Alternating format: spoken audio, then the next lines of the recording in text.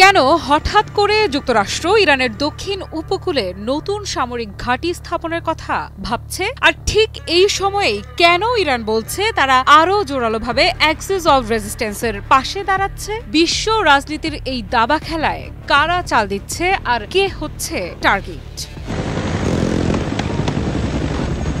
সাম্প্রতিক এক প্রতিবেদনে ইরানের সর্বোচ্চ নেতার পররাষ্ট্র বিষয়ক উপদেষ্টা আলী আকবর ভেলায়েতি দাবি করেছেন, যুক্তরাষ্ট্র চেষ্টা করছে ওমান উপসাগরের তীরে ইরানের দক্ষিণ উপকূলের কাছে নতুন সামরিক ঘাঁটি গড়ে তুলতে।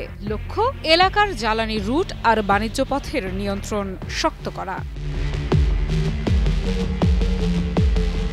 এই ঘাঁটির অবস্থান কোথায় হতে পারে? ভেলায়েতের মতে যুক্তরাষ্ট্রের আগ্রহ সবচেয়ে বেশি পাকিস্তানের গোয়াদার বন্দর এবং ইরানের দক্ষিণ উপকূলীয় অঞ্চলের আশেপাশে এমন একটি কৌশলগত অবস্থান যা চীনের বেল্ট অ্যান্ড রোড ইনিশিয়েটিভের জন্য গুরুত্বপূর্ণ সড়ক পথ ও সমুদ্র রুটের খুব কাছেই।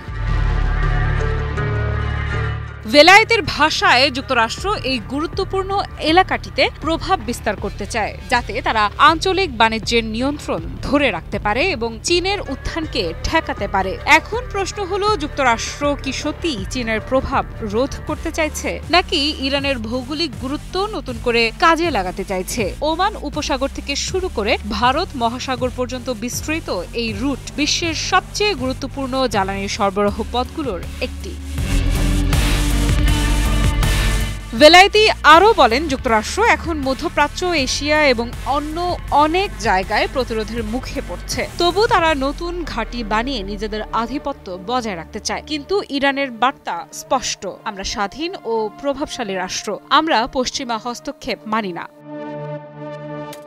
বাছাইকৃত কাঁচামাল ও স্বয়ংক্রিয় ইউরোপিয়ান মেশিনে তৈরি হয় all time honeycomb, all time healthy life.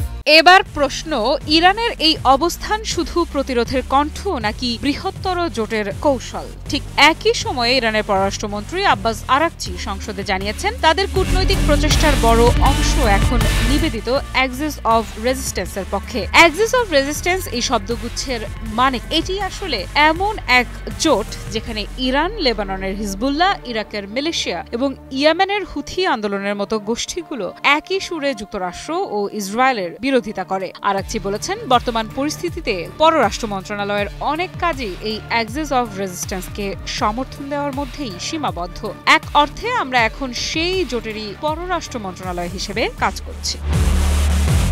যদিও পশ্চিমা দেশগুলো, বিশেষ করে যুক্তরাষ্ট্র ও ইউরোপীয় ইউনিয়ন, ইরানকে দীর্ঘদিন ধরে আহ্বান জানিয়ে আসছে লেবানন, ইরাক ও ইয়েমেনের সশস্ত্র গোষ্ঠীগুলোর প্রতি সমর্থন সীমিত করতে। তাদের মতে এই সমর্থনই মধ্যপ্রাচ্যে অস্থিতিশীলতা, সংঘাত ও প্রক্সি যুদ্ধের প্রধান কারণ। কিন্তু ইরানের বক্তব্য আলাদা। তারা বলে, আমাদের লক্ষ্য হলো বহুমুখী বিশ্ব ব্যবস্থা গঠন করা, যেখানে কোনো একক শক্তির আধিপত্য থাকবে না।